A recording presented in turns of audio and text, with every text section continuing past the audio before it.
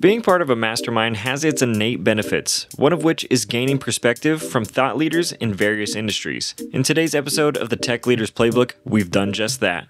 We've put together a mastermind episode taking a handful of the best insights. This episode is jam-packed with valuable information you'll be able to apply immediately. Let's dive in. Imagine that you had an AGI, like that artificial general intelligence. Just for argument's sake, imagine OpenAI had achieved it. And imagine that you could access that model via an API. So hypothetically, that model is just as smart as someone you hire on Upwork or something. Right? That's not going to take over the world. It's not going to really change a lot. It's just like we have 8 billion people in this world, plus one. We all rely on each other. We all rely on specialization.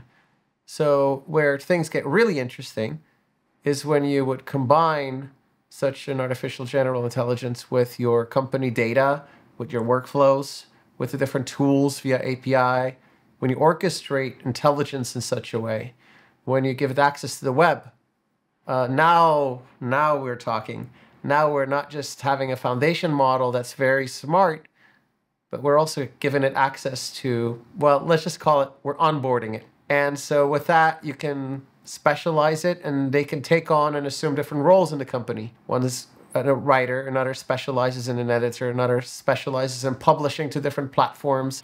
Another one researches your competitors and learns from it and updates you with reports if something significant happens. So see, that you can do today with current generation. We don't have to wait on GPT-5. We don't have to wait on Google's Gemini. We can do that today. So basically the concept is you got little bots taking care of different things while they remain orchestrated, working towards the common goal of the company, it sounds like, right? It's not 5 different AIs kind of, or different models doing different things all by themselves. There's an orchestrator, and that's what Smith OS sounds like it is, right? It's making sure it could be you being the orchestrator, and instead it's replacing you as the orchestrator. Well, you maintain your workflow, your data, your tools, your way of doing things. That is your modus operandi. That is your unique thing. And, you know, we have this thing called constrained alignment, which is like super cool. As you chain together components, different AIs, different data, all of that, you chain them together. Each step, you choose the right model for the task. Like you don't mow your grass with a bazooka. So you don't need to throw GPT-4 at every problem. Some components are better done with Claude, other are better done with a Hugging Face model, and so forth. So you can choose the right model for the right task. Just like you don't hire a CTO and then have him do every task that his developers can do, right? So it makes no sense to always use the most expensive resource for every task. And so that is currently the status quo. If you want to, you choose an AI model and you use it for everything. Makes no sense. And with constrained alignment, you have perfect debugging tools. You know exactly what's happening in every step. So you have auditability, you have transparency, and it's really important for ethical AI use and for businesses to understand what their AIs are doing and so forth. I see that in the future, we're going to have like 3 people running a company, the equivalent size of 100 people now. Wow. Well, even 1,000 people. You'll have entire marketplaces that will replace Upwork with agents. So you need a marketing team. Click, just go. Instant, no onboarding, no starting, just productivity right away. Click funnels, totally going to change to agents.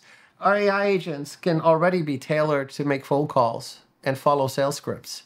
Wow. They can send text message. They can follow up with email. They can schedule with social media APIs. They can schedule entire campaigns. They can monitor your competition. They can.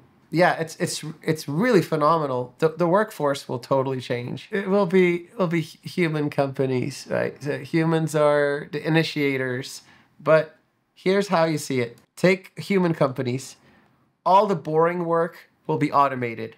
We do not have to be boring, repetitive work anymore. All the exciting work will have help.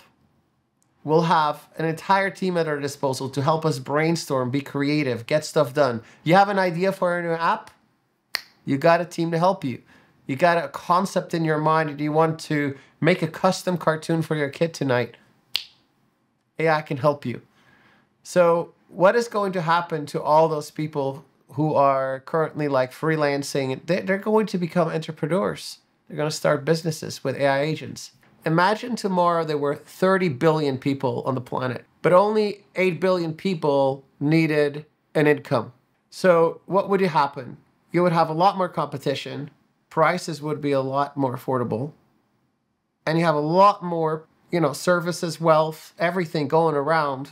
So the GDP per capita, so to speak, is going to, 10x, 100x. We're all going to be 10x, 100x wealthier, provided that, of course, governments and put systems in place and regulation to make sure that the public is the beneficiary of that. Now, that is up to the countries to figure out how to regulate that, right?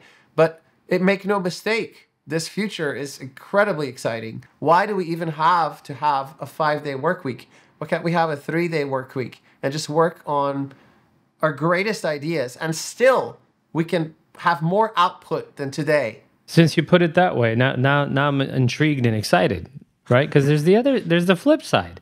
You're going to have a bunch of people that don't have to work, which means they don't have a purpose. They don't have to make an income. If you know people that don't have jobs, not by choice, but they typically, there's not much that they do with their lives, unfortunately. I'll tell you something from history. Work is a big part of what we do, So there was a time in history where people were just used to working 7 days, just all the time, 7 days, work.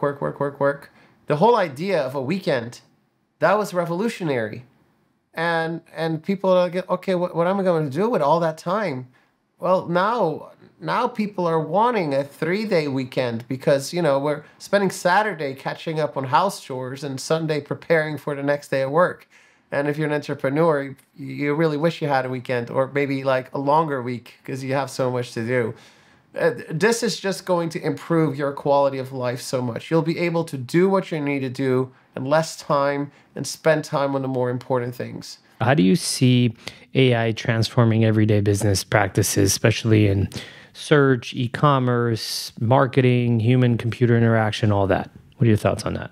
Now, if you're going to ask something like, tell me XYZ about, I don't know, some technology gadget, instead of going to a website and searching, that AI assistant is going to do all that work for you. Then it's going to just render the results of all its research, one experience. If you're with those fancy Meta Ray-Ban sunglasses, it's just going to tell you the answer by voice. If you're in the metaverse, it's going to, it's going to create a room where you can preview the new Toyota Corolla and test drive it in VR, and talk to a virtual sales agent. If you're behind a computer, it can render a web page for you that is only just what you need, just what you wanted, nothing more. No more web browsing, instant. It can operate your smart home, and not just one step, like 2 or 3 steps, like get my car ready. First, it talks to Tesla. Is it charged? Powerwall. Okay, it's charged. Next, car, pull out. No, can't. Obstacle. Oh, it's the garage door. Chamberlain, open garage door. Okay, Tesla, pull up. Okay, end user, car ready. Brilliant. Absolutely brilliant. It can orchestrate all that stuff for you. What's going to happen to your SEO traffic, you think? Gone. Drops, right? Yeah. Gone. Because why do I need to go to a website when all this stuff is presented to me and I don't have to click 18 pages to get my answer? You need to make sure your website is ready to talk to the AI assistants. Otherwise, you're going to lose all the impressions. You need to have a chance to influence people, and you need to have what you can call it a plugin, but let's just call it like a GPT. Your site needs to have a GPT. And whatever you're doing on your website, you need to make sure people can access it with GPT. But then those GPTs, put them in Microsoft Copilot Assistant, put them in Alexa in their next generation conversational thing, put them in the next generation Siri, put them in the Bard extension marketplace, put them in the Meta AI studio, so your brand is everywhere. So what are we talking about? We're talking about organic search is becoming omnichannel. And the way you're going to be omnichannel is you're going to build your brand agent and you're going to deploy it everywhere. Why would people still come to your website? Because there is an experience on your website that is better than what they can get in search. Right? Like, think of it like a car configurator, or try this ring e-commerce, try this ring on my finger, or community generated content that is always up to date, and so forth and so on.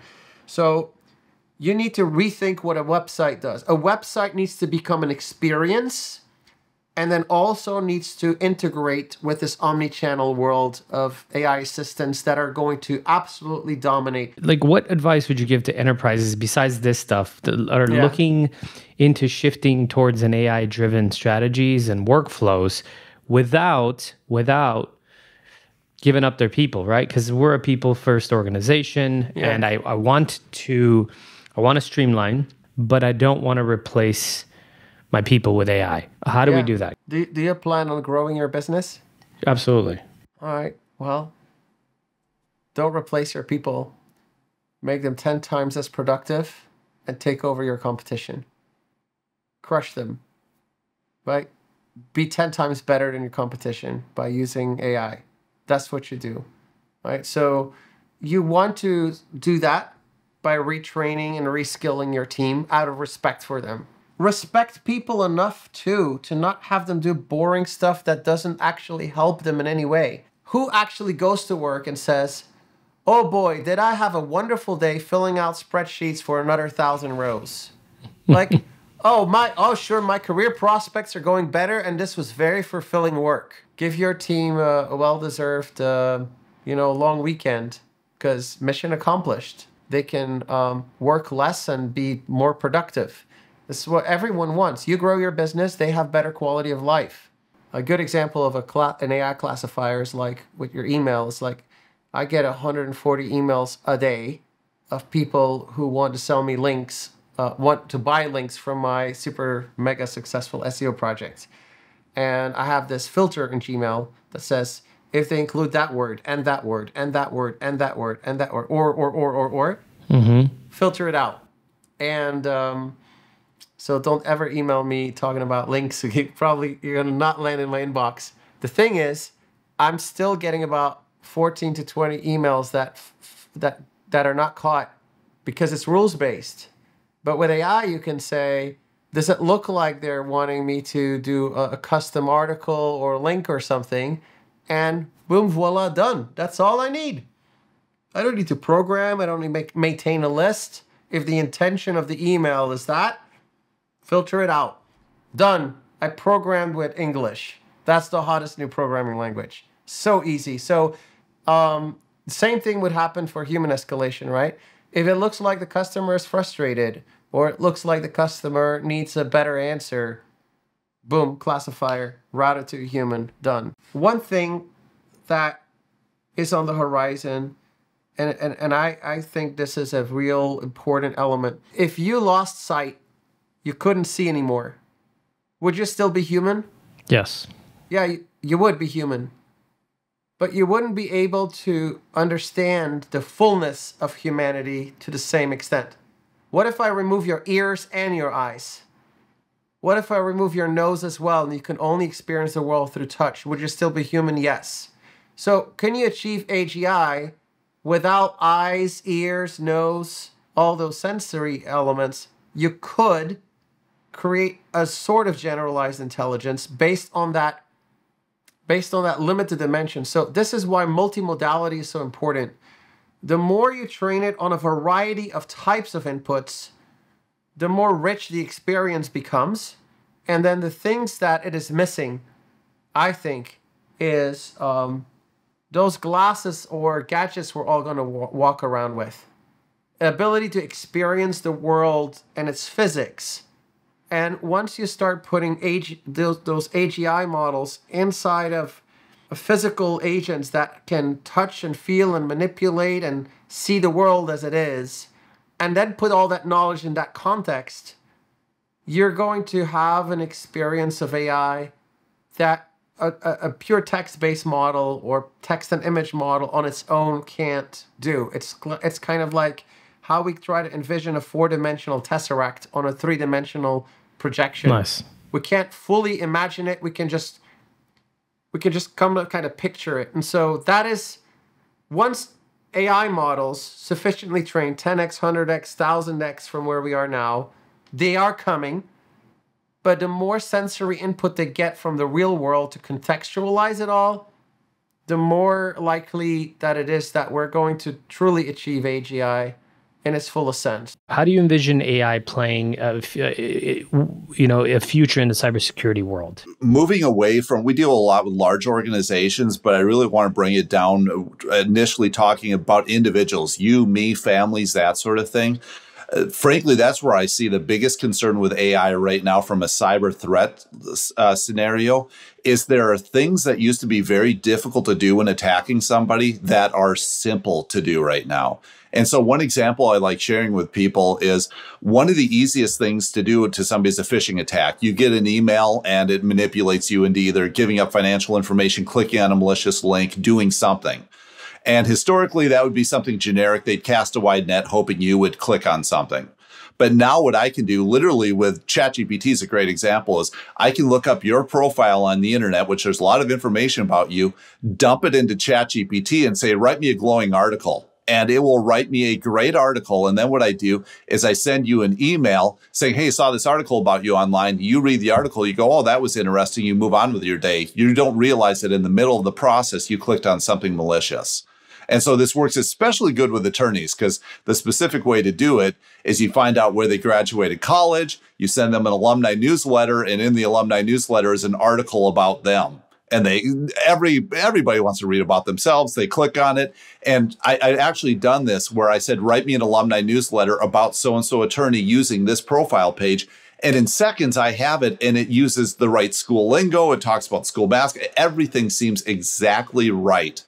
And so for the attorney, they have no idea that they were compromised whatsoever. So that's just one example of how easy it is to instantly craft a very compelling, very directed attack. The other things that we're seeing more and more is deep fakes, but real-time deep fakes, where now I don't know if you saw recently, but there's a new solution out there where it can take a video in near real time, convert it. So not only are you speaking in your own voice and say Spanish or a different language, but it actually changes your mouth movement so it matches the new language.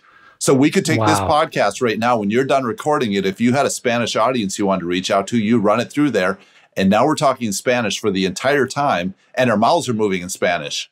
I mean, how phenomenal is that from a good perspective? But from a bad perspective, it means I can capture a video of you. I can be talking in your voice with your mouth. Now, how do we validate who we're actually talking to anymore? And for wire fraud, that's a really big deal. It's crazy. I just started seeing LinkedIn use a clear integration to verify actual identity, because there's a lot of fake identities on LinkedIn right now. There's people that claim to work at Higher Cloud I've never met, so I know it's fake. Cybersecurity training has to happen for new employees day one.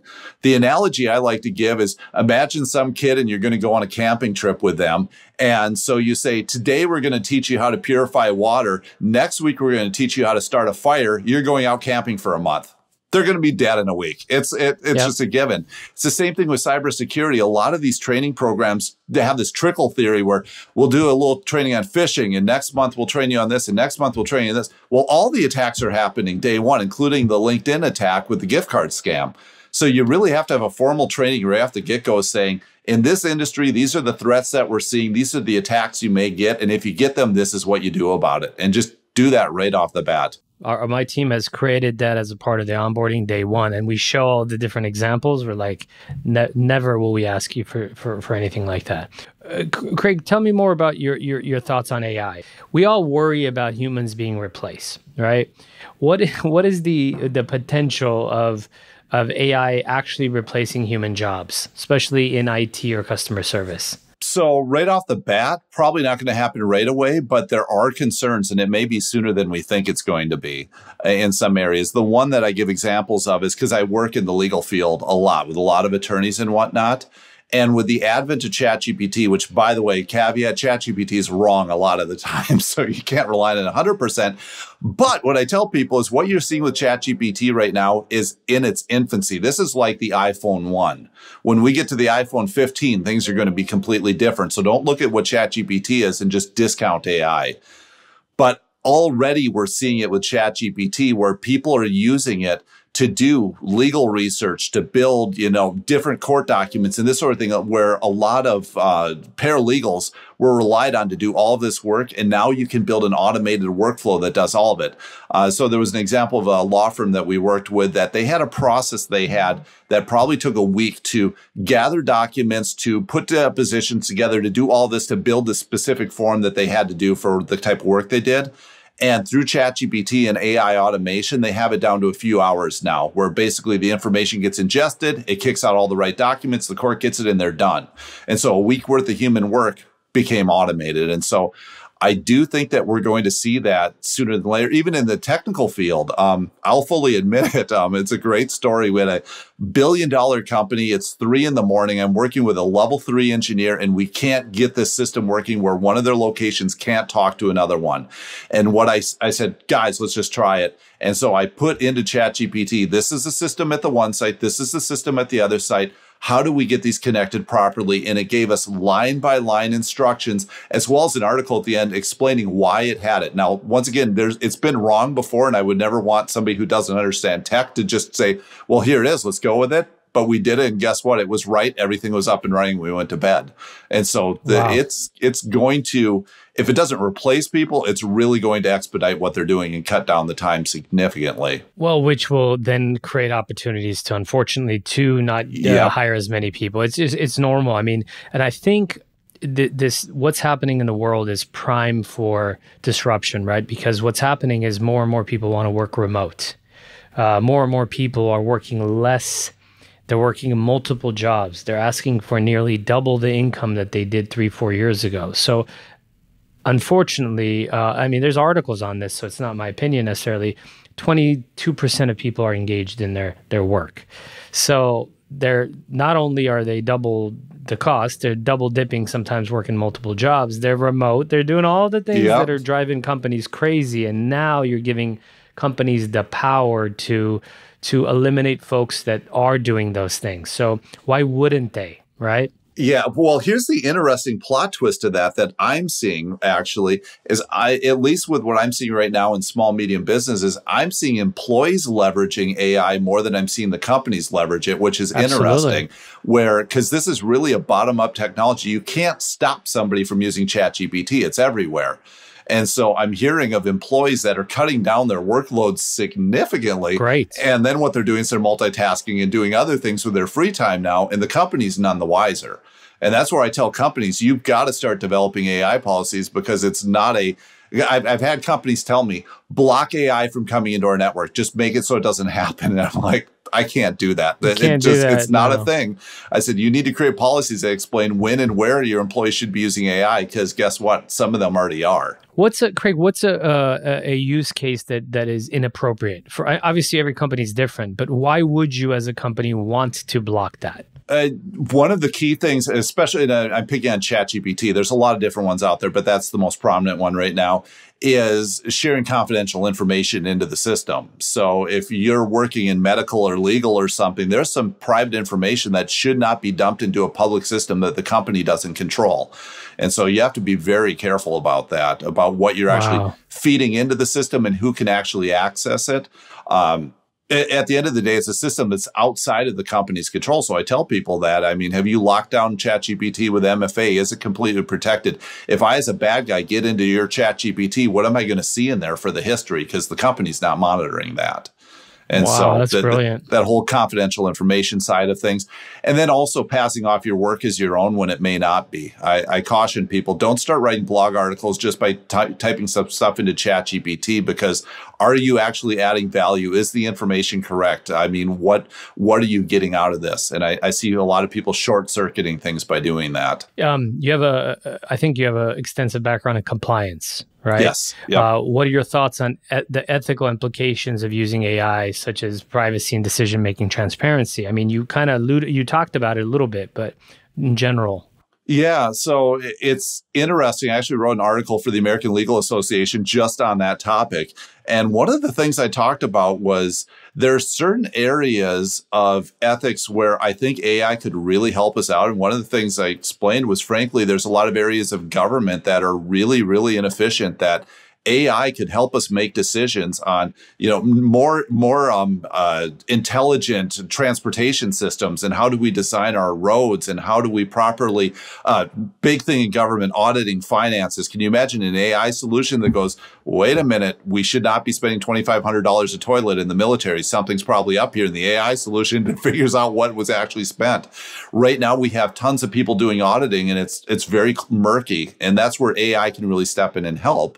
The ethical side of that, one of the biggest ethical concerns I see right now as a content creator on the internet, because I write a lot of articles, I do a lot of technical things, is AI is ingesting all this information and feeding it back to you, the end user, without acknowledging who created it in the first place.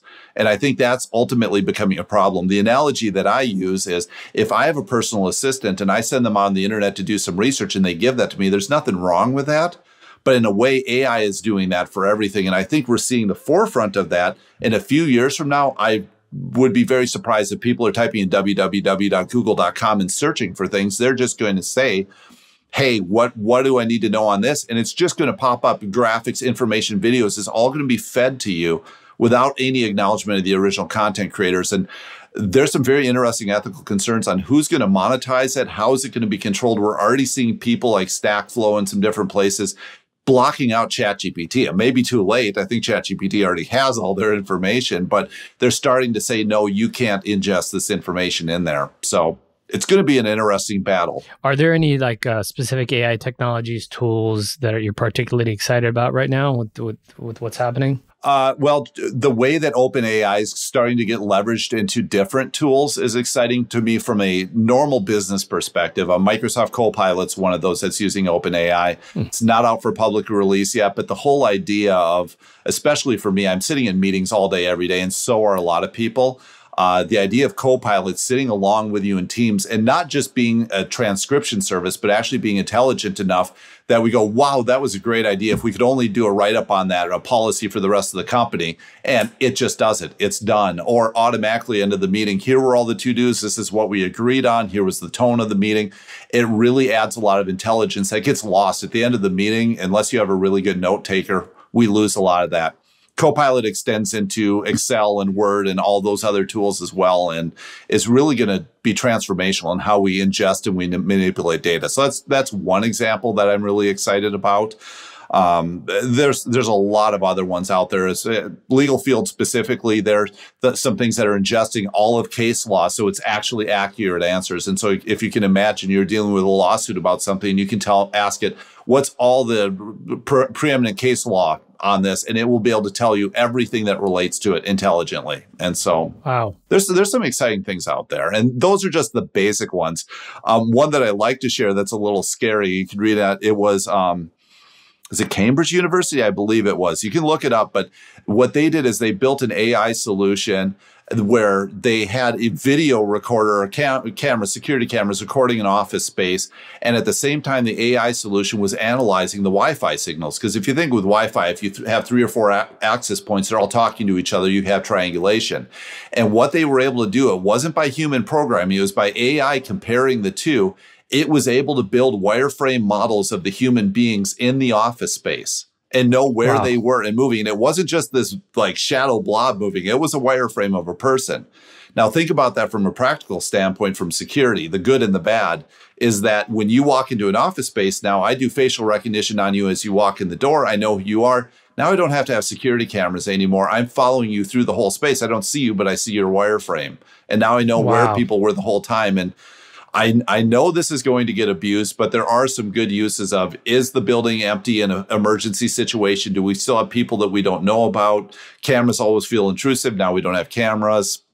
It's scary, but it's interesting. It's just the world, right? With every great technology advancement, it creates opportunities for the bad guys to do something bad, right? Yes. And then we have to stay ahead of the game by preventing that.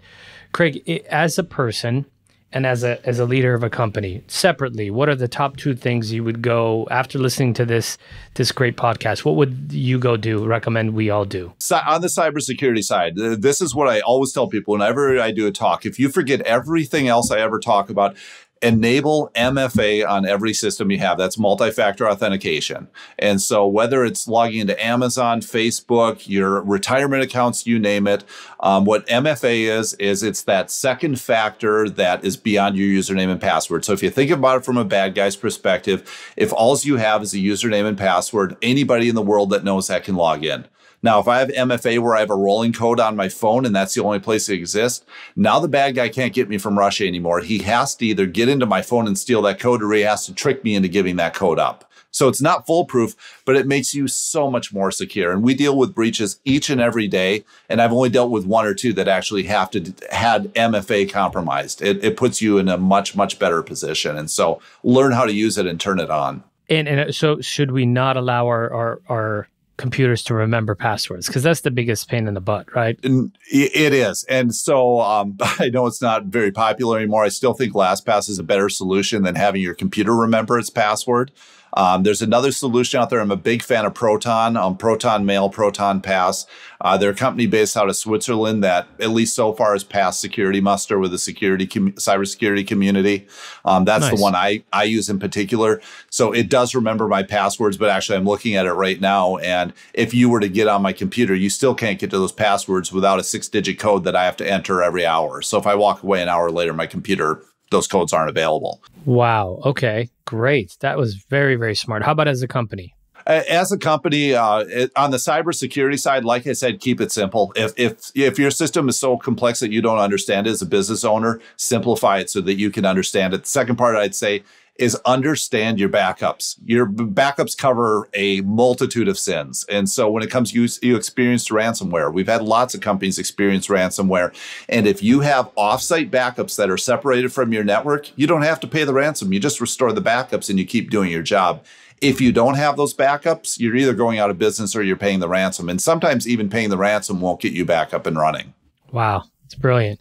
And then if that all fails, Craig, I would love for you to share how they can get in touch with Element Technologies to take advantage of your services. You were referred to me by another cybersecurity expert, Craig. Yes. So that, thank you, Craig, for connecting us. But tell us a little bit about your company and how does someone get in touch with you? Yeah, if it's a security concern, especially an event that's actually happened real time, pick up the phone and call us. Our website, it's element.com, but there is a dash in there. So it's ele-ment.com. Go there. And then we have a general email, security@element.com. If you ever run into an issue on the security side, send us a message. What I try to tell people, especially businesses can afford to solve problems and pay money. And so we make good money. I'm not going to say we don't. On the individual side, I never want money to come in the way of somebody being compromised. And it's I don't want to end the podcast on this, but it's kind of a depressing story where I did have another company, one of these ex-CIA guys came to us and had a client that what happened was they had a daughter that was being harassed, and this was by a hacker, and the hacker had got into their in-house camera system and was basically harassing and talking to her to the point where she had attempted suicide. And that's at the point where I got involved with how are you going to... And the saddest part of the call, no fault of the security company, but when they brought me into it, they said, we've already vetted the client. They can afford to pay your fee, so don't worry, you can proceed. And I'm going, wait a minute, I don't care about my fee. If this is an issue, get me involved right now. We'll figure out the fees afterwards if there even need to be any. So if you're ever in a situation like that, I'll do the best I can to help, especially a health situation like that. And even if I can't, I can direct you at the right people. There's whole networks of people out there that are ready to jump and help individuals because most people are in way over their heads. If they're being directed with a cybersecurity attack, they just can't handle it. It's overwhelming. And so there's people out there to help. That's a class act offer from you, Craig. Thank you for doing that. That's huge. And you owe me an audit, I think, right? You were going to do an audit on my systems. Yeah, I'm going to do an audit on your system and we'll see how that turns out. I would love that. Yeah. Craig, you've been awesome, man. Thank you so much for educating us on cybersecurity, AI, even crypto. I didn't expect to learn about crypto, but I did. So appreciate all the tool recommendation. Appreciate you, man. Thank you so much for coming on. Yeah, absolutely. Thank you so much for having me. Take care. Thanks. And that brings us to the end of another great episode of the Tech Leaders Playbook. I want to thank you for joining us and hope you took away some valuable insights to apply in your professional journey. Don't forget to subscribe on your preferred podcast platform so you don't miss out on the next great conversation. I promise it'll be good. If you enjoyed today's episode, we'd appreciate if you could leave us a review. Your feedback not only helps us improve, but it also helps others discover the podcast. Better leaders mean better working environments. Better working environments leads to happier people. I'm Avita Santablian, and this has been the Tech Leaders Playbook. Keep leading, keep learning, keep giving, and I'll see you on the next one. Until then, stay inspired, my friends.